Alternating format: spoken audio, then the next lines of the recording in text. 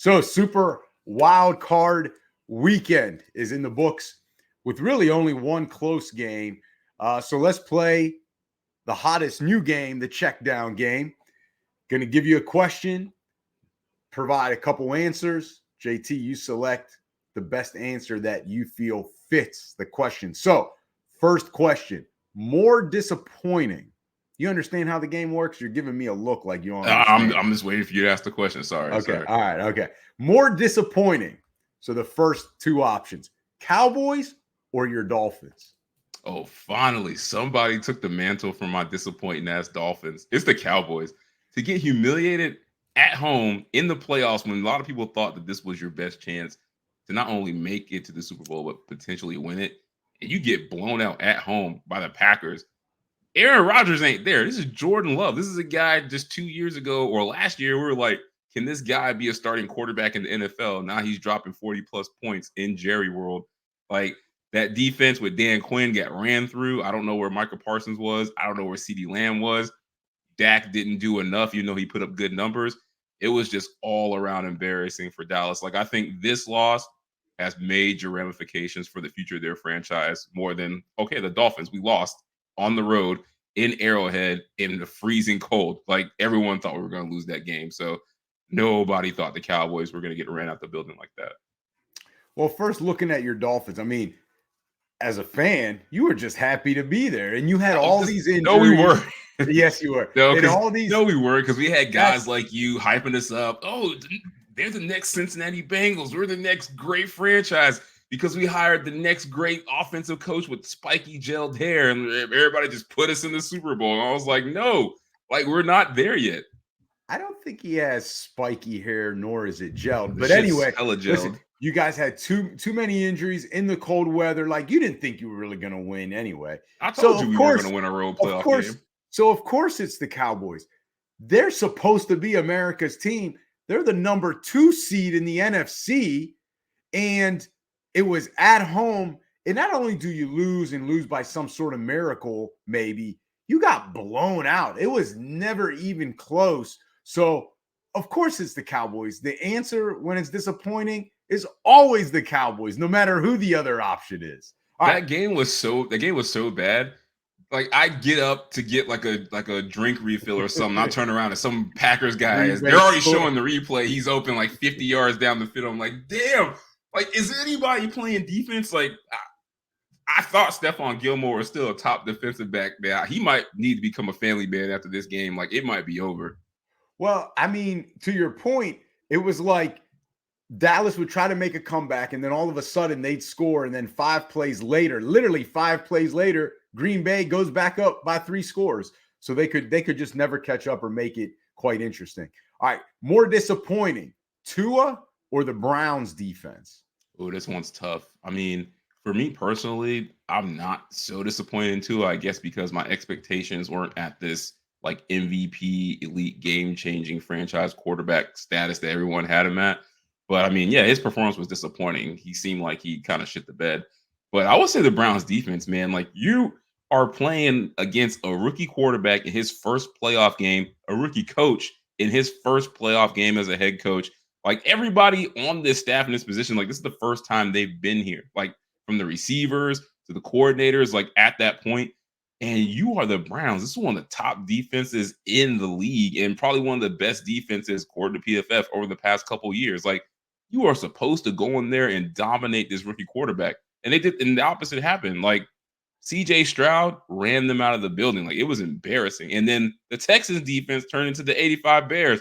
Like every time I turned around, Joe Flacco was throwing another pick 6. So Browns defense definitely way more disappointing than Tua. Oh, absolutely. I mean, I can't even believe you thought it was a tough question. I mean, absolutely the Browns defense. They had, I don't know if you said this, they had the number 1 ranked defense in all of football in terms of yards allowed per game. They were the best at it. And I was just reading an article earlier right before we got on air. Yeah, believe it or not. I was reading it. I thought those glasses were just for show. I thought this was like an act you've been doing. And they actually do have lenses there. They're not even real lenses, are they? No, they're prescription. But I was reading that article right before we got on air, and this article is from like mid-October, it was comparing their defense at the time to some of the legendary defenses of all time in the NFL.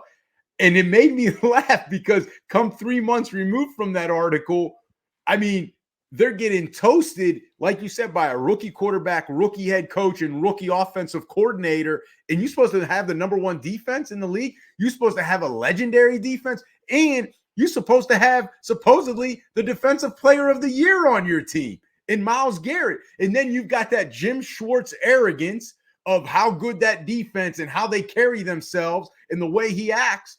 And you get toasted by several open guys running loose. You let Brevin Jordan score a 75-yard touchdown. That's all I need to know to let me know that my answer of the Browns defense was disappointing. There you go. So next one, more disappointing. Micah Parsons or Jalen Hurts? Now this shit is tough.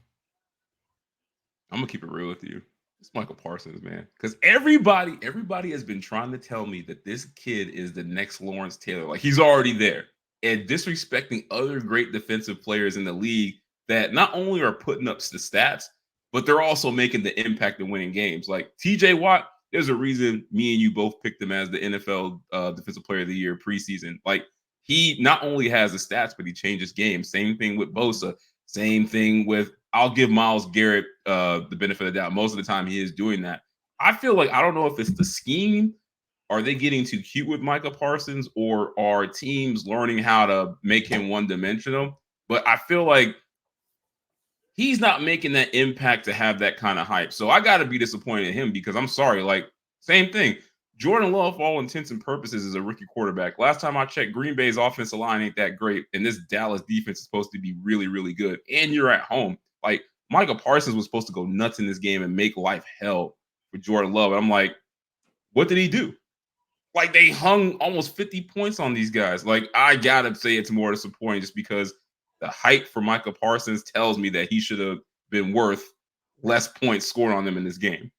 Yeah, absolutely. And I hate how we're agreeing. We're 3 for 3 right now. But damn, I guess I got to write shittier questions. To Jalen Hurts, you know, he was first, he had an injury. Second, he didn't have A.J. Brown due to an injury.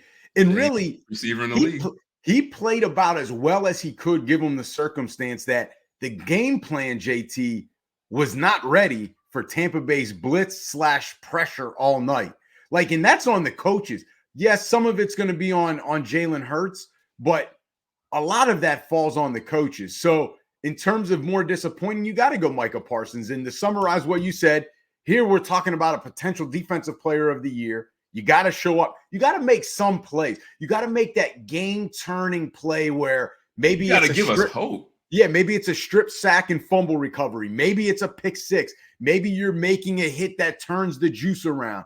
Then on top of that, you're 16-0 as a team at home in your past 16 games. And so to give up 48 points, which is a Dallas playoff record, to Jordan Love, who's making his first playoff start in Green Bay's first start post Aaron Rodgers.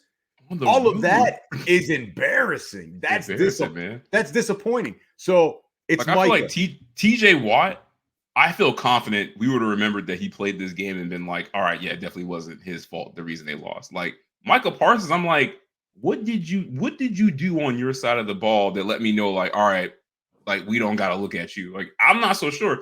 To me, the only guy that semi showed up in this game was Dak Prescott, even though he's going to get most of the blame. But all the other guys that I've been hearing about, CeeDee Lamb, I didn't really see him that much.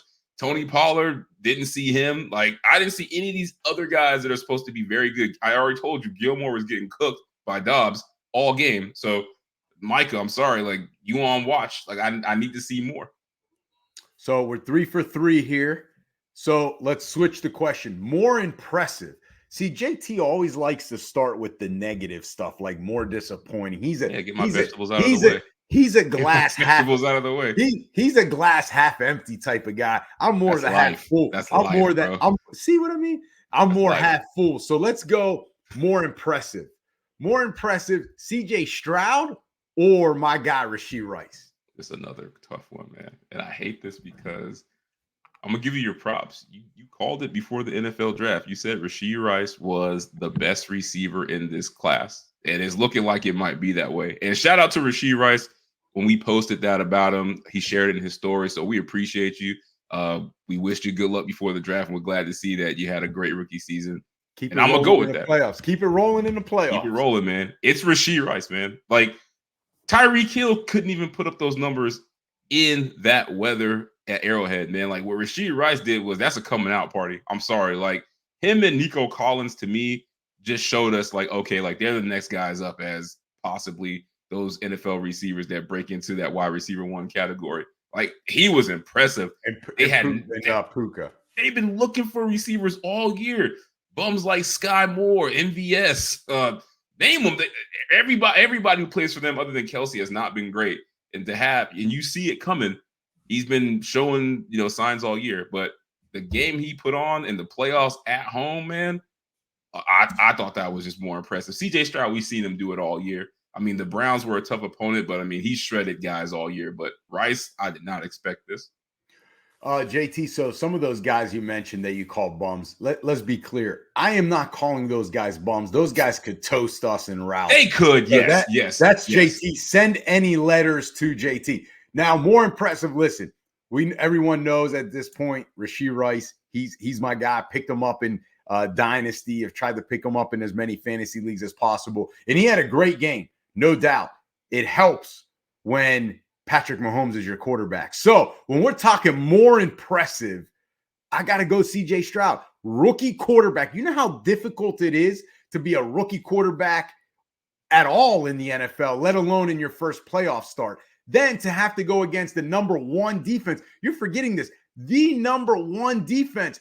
And not only that, they were the number one pass defense. Their run defense, not as good as their pass defense. Number one pass defense. Denzel Ward played. I don't want to hear any excuses. So not only does he do that, he gets them their first win for the Texans in the playoffs, I think in 4 or 5 years. And then this is the thing why I say it's most impressive. He wasn't even the first quarterback taken in this past draft, JT. I mean, think about that. Like, sorry to our guy, Mike Regina, because his Carolina Panthers could have had. They look like they got Jimmy Clausen 2.0. Instead, they went Bryce Young. But that goes to show you, think about that. And then for him to do this, if someone would have said a year ago from today, right, after we saw CJ, not win the national title, comes out, if someone told you a year ago, hey, a year from now, we'd be talking about CJ Stroud beating Cleveland in the playoffs, destroying them, and Cleveland had the number one defense, and he wins a playoff game. You'd be like, no way. The odds would be 1,000-1. No way that happens. So that is why I think it's more impressive, because it comes from a quarterback and it was against the Cleveland defense. I'll give you that. All right. So more impressive, my guy Bobby Slowick's performance as OC or Matt LaFleur? It's another close one. I gotta go with Matt LaFleur, man. Like, what he was able to do with this team this year, all rookies and essentially a rookie quarterback, and to do it post Aaron Rodgers, because Aaron Rodgers couldn't make the playoffs with this team last year. Like, they missed. They lost to Detroit last game of the season at home. It did not make the playoffs. You get rid of Aaron Rodgers, all of a sudden this team is finding itself. I think everyone's allowed to actually play and not center it around Rodgers. So there was a lot of pressure on the floor, because I'm pretty sure fans were like, why are we letting the greatest quarterback maybe in our franchise history go? And LaFleur's like, just wait. I'm telling you, the grass is greener. And he showed it. How does he respond? Goes on the road. And Dallas defense is on paper supposed to be really good. And he just runs them out of the gym. Like, I still don't know how that happened. So I'm definitely impressed with what LaFleur did. I mean, you want to talk about coaching masterclass? I mean, you probably should go back and watch the tape and just pick up some stuff of what he was doing so y'all can implement it for you guys. But like, so impressive. Like, I'm not dissing Slowick at all, but for him to do that on that stage against Dallas, insane to me. Yeah, this is the toughest of all the questions here we have in the check down, in my opinion. And Bobby Slowick did a great job. I mean, guys were wide open. I think I texted you at one point. They're scheming these guys so open, they don't know what to do.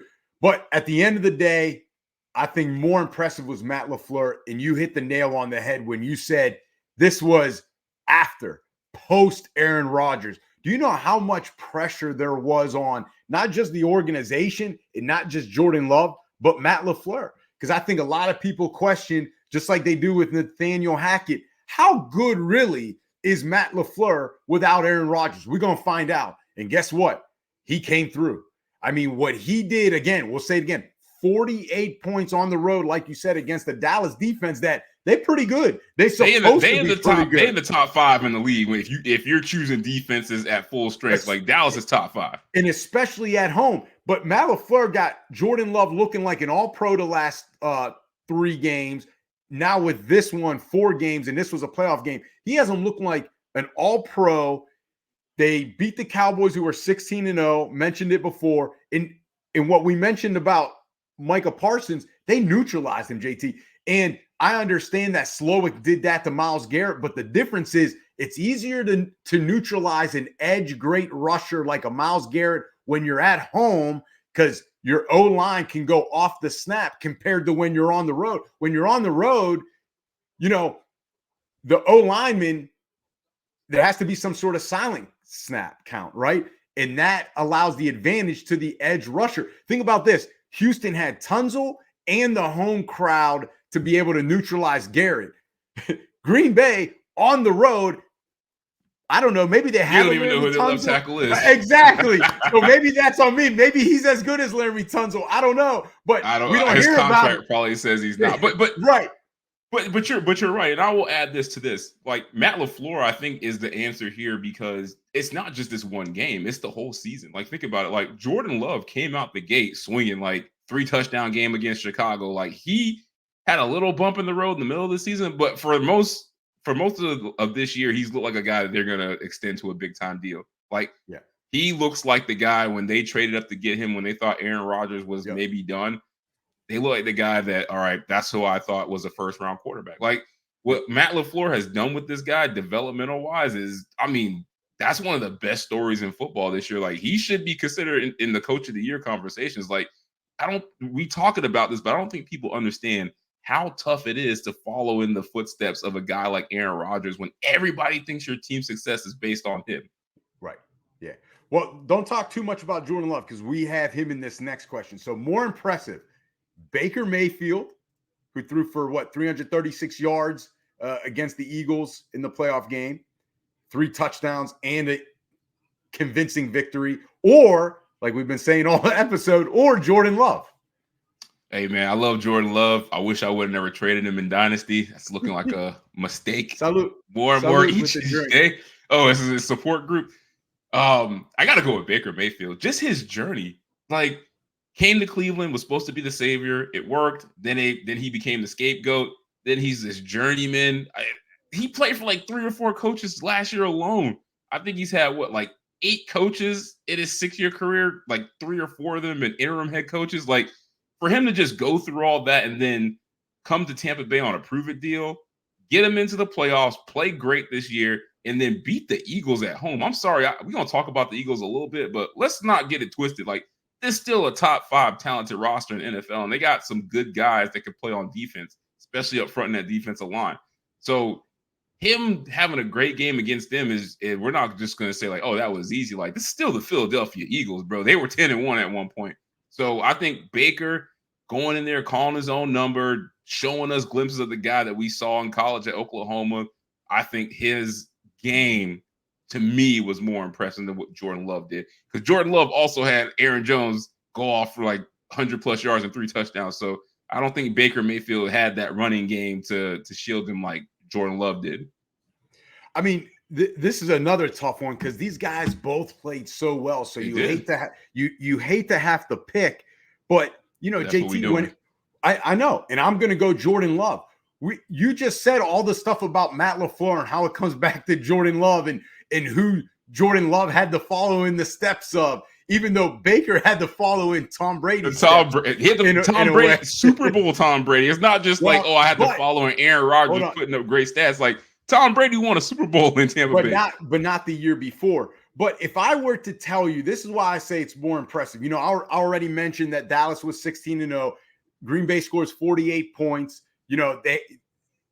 Micah Parsons on Dallas, where Philly doesn't have that type of guy right now. But if I were to tell you and compare the stats and say, who's more likely of the two, Baker against the Eagles or Jordan Love on the road at Dallas, to score 48 points, throw 3 touchdowns and 270 yards? Who's more likely? I think That's most tough. people. I mean, to me, it's a coin flip. But not in those conditions in terms of at Dallas to at home against Philly, who's already banged up. I think most people would say if one of those two is going to have that game, I'm going to say it's Baker. So that's why I think it's more impressive that Jordan Love did it, because no one was giving them a chance. A lot of people, if you looked at going into that game, they did the predictions. I forget who the 4 people on ESPN were. They all picked Tampa. I bet you none of them picked Green Bay to win at I think everybody Dallas. is just the sky is falling on the Eagles. Like, I think exactly. And that's why, to me, that takes nothing away from Baker. But if we're saying who's more impressive, that's why it's more impressive what Jordan Love did. The sky up until about 7:30 Eastern time on Sunday was not falling in Dallas. Up until that first drive. Right. And then up until that first drive it was. So that's why I go Jordan Love. But listen, it takes nothing away from Baker. I texted you midway through that game last night. What would it be for the Browns if they had Baker instead? And you said, well, it won't matter. Cleveland, they need a lot of things. And it's like, I'm not so sure, bro. At the time they did. That's what I thought you meant. But you still would have your franchise guy. Either way, listen, Jordan Love, he's that franchise guy. All right. More likely